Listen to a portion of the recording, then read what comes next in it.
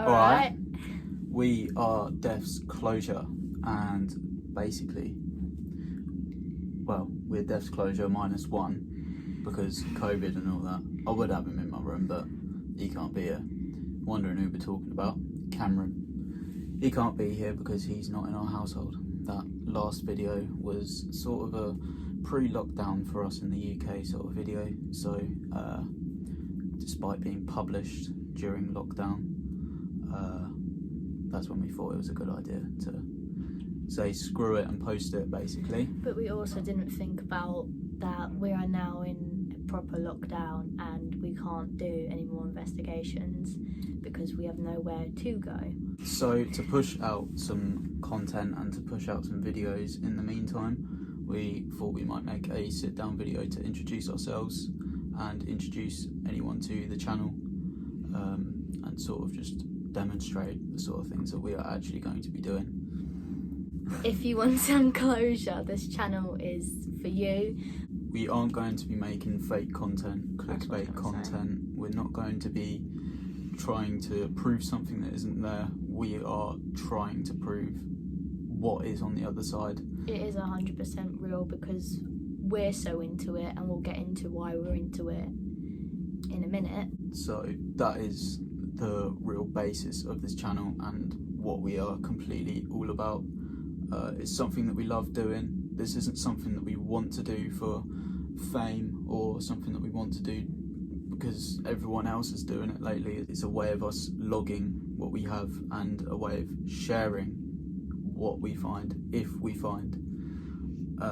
can prove with anyone who is into it. I think for like future reference as well, for when like you watch these videos, even if like a place is very haunted, doesn't mean when we go we're gonna capture everything that everyone else has caught. So we could go to a really haunted place like Mitcham Primary and not catch anything, whereas other YouTubers could go there and catch a whole night's worth of activity.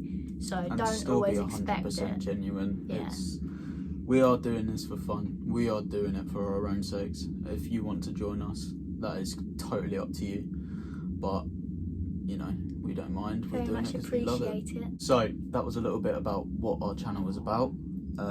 Now we're just going to run you through why we want to be making these videos, our inspiration for it, and how we came to be so fascinated by what's on the other side.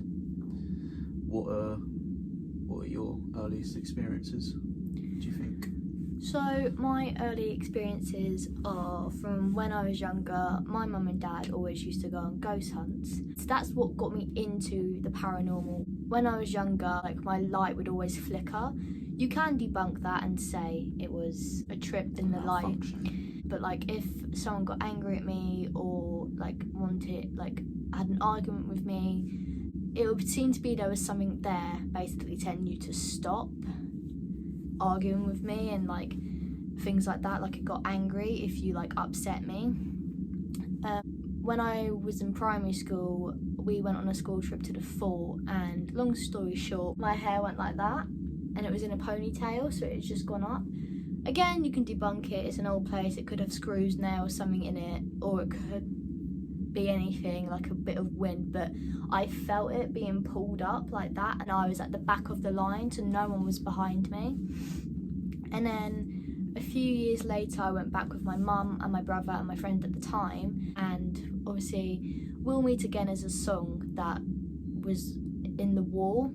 We went down there, we asked the man if anyone was down there, and he said no, but again, he could lie, he could have lied or anything, but I believed him. He was a really nice man. He told us ghost stories, what happened to him when he was down there,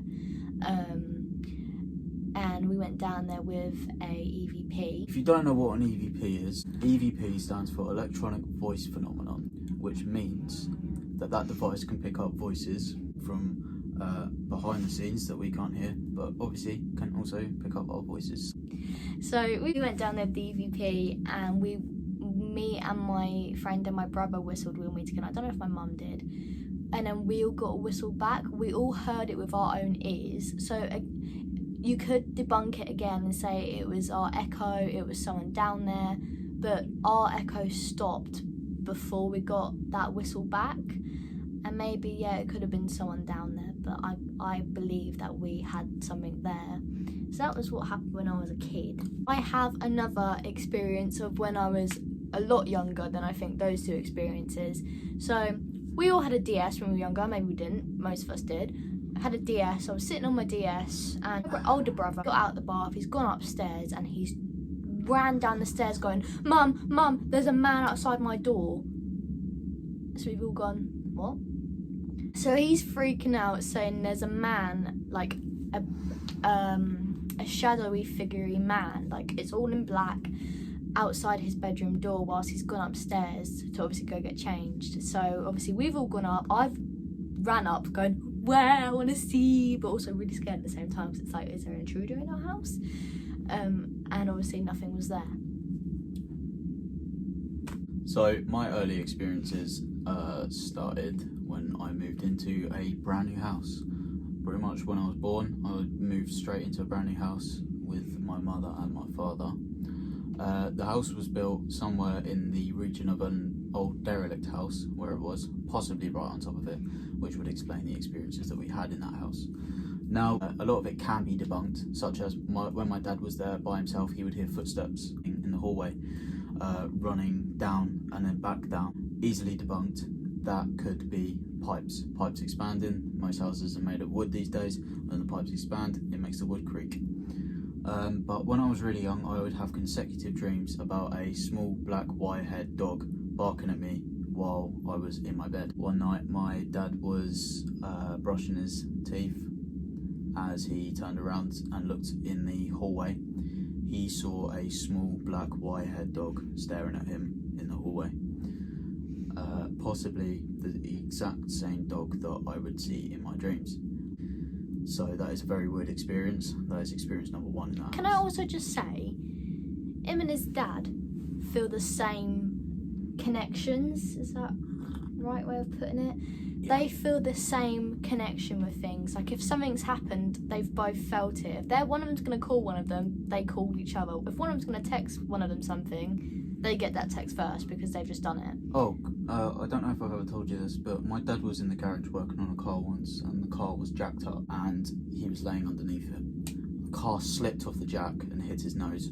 Before he comes running in, I've got this really hard pain, tingling feeling in my nose, and I've gone, I don't know what that is, but I've got like a sign, like my sinus hurts. And he comes running in and he goes, car's just landed on my nose. And I said instantly, there's no way that I just felt exactly the same thing as you. I went, my nose hurt before you came in and said that. It's like they're supposed to be twins. The reason for that story is because it all ties into an experience that we both had, but I'll get to that. That is a later experience. This is an early experience. Get your popcorn, kids. Get your poppies. So, these are a chain of experiences that link with each other in my old house. Believe it or not, it's up to you.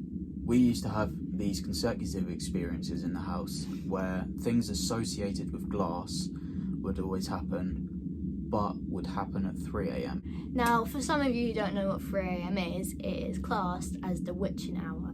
So 3:33 or 3:07 is one of the most active hours of the night / morning, if you're going to call it that. And they say it is because that is 12 hours after Jesus was nailed to the cross. Around 3 a.m, the first thing that I can recall happening was we had this glass vase on the windowsill on our staircase, and as you go up the stairs, this windowsill would be on the left and we had a vase on it.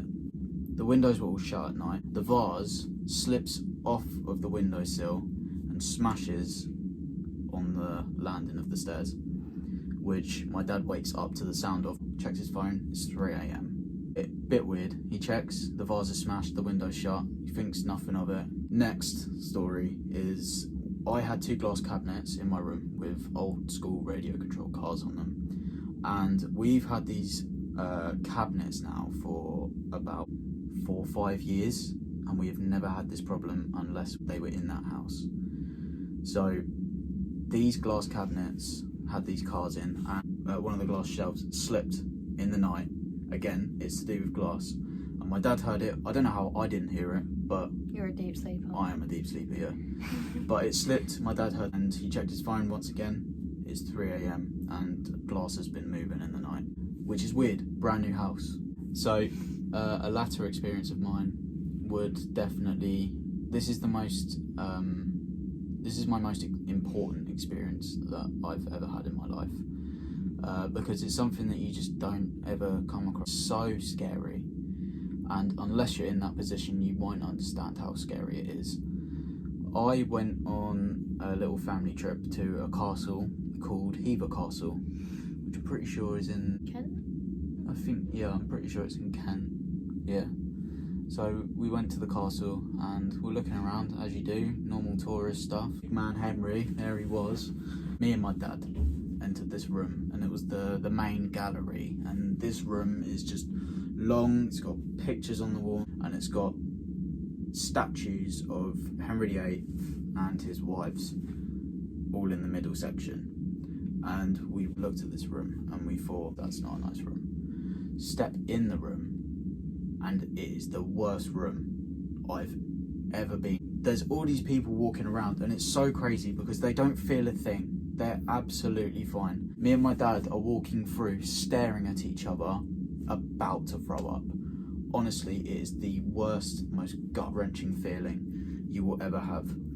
You walk in and it's like there's this invisible hand just spinning your organs round inside of you, and it makes your stomach cramp up, and it makes you feel like you want to throw up. It makes you go pale. You feel cold and hot at the same time. We rush straight to the other door, trying to make it look like we're not weirdos and we're just running through this hallway. Get to the other side and we can finally speak to each other, and he just says, "Did you feel that in there?" And I said, "Yeah." I went, "Before I say anything, what did you feel? Because I know what I felt." And he said, "I felt sick. I felt like I was going to throw up." And I said, "So did I." And I watched a video on that room the other day. Most haunted. Most haunted. Everyone loves a bit of most haunted. Yeah. So I watched the video on that, and as soon as a picture of that room came up, He couldn't look at it. I felt exactly the same. He literally covered his whole face up and like wouldn't look at it. Like his face was in the bed. Yeah. Because he just couldn't look at it. And I was like, why can't you look at it? Sick. I was choking up. I hated it, and yet I would go back and do an investigation in that room because it He's a brave fascinates boy. the hell out of me. Watching that video backed up every single feeling that I had in that room. They said that people come in, they feel sick, they feel flushed, they feel hot, cold. I think that's what set you off. What? When Yvette said that, almost haunted. Oh yeah, just the look of the room though, it makes me feel sick. I think, yeah, but as well, I think that set you off because it wasn't just you who feels that. When she said that, I think that gave you like some closure. It was like, oh my god, it wasn't just me. That's closure. So my latest paranormal side isn't exciting as your one. Well, can be, can't be. It was our experience. Well, yeah, it was our experience. So we were at mine. And obviously we went to bed 1 a.m. Okay, that's quite late. Things. Okay, that's quite late. So obviously we've gone to bed. I've not woken up to this, and I don't know how. Obviously I must have been in that deep sleep period. So I've woken up in the morning and my door's just wide open. Now I don't have a loud door, but it scrapes against the carpet. My door's just opened randomly in the middle of the night. I don't know what time it could have opened. Like maybe it could have been 3 a.m, maybe it could have been a different time. And this isn't the first time my door's opened by itself without me knowing. So obviously I've woken up, I've gone to Jack and I'm like, wake up, like I'm going, bub, wake up. I call him bub. And he's gone, what? And I've just pointed at my door. Obviously we're both like, we're not scared of it. Like we can be, like if something came running towards me, charging towards me, I'd freak out a little bit. So would he. He'd freak out a little bit. I'd be more scared if it was running behind me. Yeah. So obviously we're thinking, like debunking it. Oh, it could have been my mum, could have been my dad, could have been my brothers. Could have been your brother sleepwalking, as he does. He doesn't sleepwalk anymore. There you go. So obviously we've gone down later on and I've gone, Mum, did you open my door last night? No. Dad, did you open my door last night? No. Obviously, they're not going to open my door in the middle of the night and not wake me up. I've never sleepwalked in my life. Yeah. And that's the same. I have sleepwalk in my life, but I've only ever done it like once or twice in my life. And I think I'd definitely feel you getting up if you were sleepwalking, because you would be clumsy, and she sleeps wallside, so she would definitely have to crawl all over me if she was sleepwalking to open that door. Mm-hmm. So that was quite a weird experience. Also, the night before, that night that it happened, yeah. and just as we were about to go to sleep, she was already gone. I go playing to bed Xbox. early. I threw my controller at the end of the bed, or just left it there, and I decided to lay down for a bit. Must have been on my phone or something, but I looked at the TV screen briefly, and I watched it switch between apps on my Xbox by itself. I've never seen it do that in my life. I don't know if that's actually a feature. I don't know if it's an Xbox malfunction, but my Xbox did change from a game to YouTube without me even being on YouTube that day. So that was a weird experience for me. And after I turned my Xbox off, I put my controller on the floor, and my controller was off completely. It has to be plugged in because it had no batteries in it. And while it's on the floor, it was unplugged, and it vibrated as if someone had just like tried to turn it on, like an Xbox controller does. Like you hold the middle button and it goes boom. That's what happened on the floor, and it was definitely my Xbox controller. It was just weird that those two things happened that night. The door opened by itself in the night. Don't know if that was actually by itself. They could have been Xbox malfunctions, not sure, but it was weird to us to wake up with the door wide open, knowing full well that we shut it. And my door's not one of those that is. It's not like one where you can just just to push it a little bit further in the being unable to debunk it. She has 2 dogs. One dog sleeps in the parents' room and can't get out. The other dog sleeps on the landing. The dog that sleeps on the landing is 14 years old, and he always sleeps all the way through the night. He could not push that door open if he tried. He's a Westie, he's tiny. So there's no way that he could have opened it. There's no way that the other one could have opened it. Because he was in my parents' room. That is just about all we have time for this video, without it being way too long. And you'll probably be bored by the end of it. Exactly, because we're just sitting here talking. We are going to do a part 2. We're going to film it and upload it next Monday, so you guys can see a part 2. And it is, of course, fascinating knowing that we're just not a bunch of random kids who want to be like, oh, we want to capture this paranormal experience because clout. Like, we do actually come from a background where we are so fascinated and we are so into it that this is actually something that we really want to dedicate our time to and put a lot of effort into. I'm so into the paranormal, he's so into the paranormal. We don't know about Cam. I don't know if he's a skeptic, I don't know if he believes in it, like, we don't know that yet, but at some point whenever we can film with him, we'll get him to answer some questions that we've answered, so you know a bit more about him. There may be another person joining us, we don't know, like, so...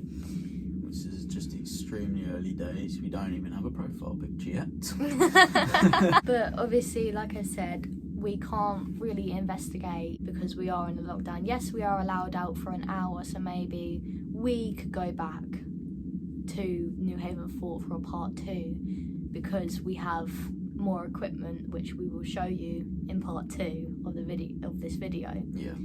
So yeah, this is just a rundown of everything that we're going to be up to, everything that we have experienced, and what this actually really means to us.